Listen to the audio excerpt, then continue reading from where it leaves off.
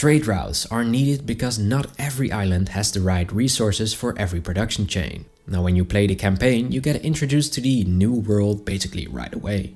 But if you play sandbox, you have to complete an expedition. Once you have access to the new world, you will see certain resources there, like cotton or rum, which are only available to produce over there. And you will have to ship back these goods to the old world in order for your production lines to keep working. You can use charter routes, which basically outsource this process for you at a cost. Or you can assign your own ships to do it. Select the island where it's at and the island where you want it to end up. Select the resource, and here is where it gets interesting.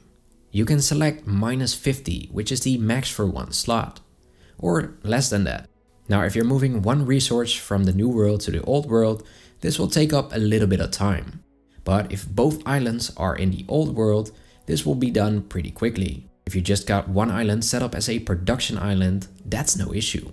But if you want to share one basic need from one island to the other, most likely the source island will end up without that very resource over time, because the trade route will just pick up and drop off endlessly. In order to stop that from happening, you can set minimum amounts on every resource at the trading post, so it will only pick up once it exceeded that number you put in.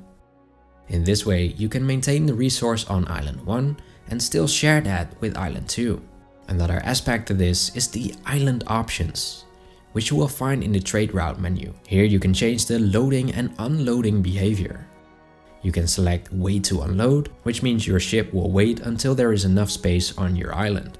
Discard cargo, which means they will throw out everything that didn't fit in the storage of that island. Or the default option, which means the ship will take the excess with it for another round.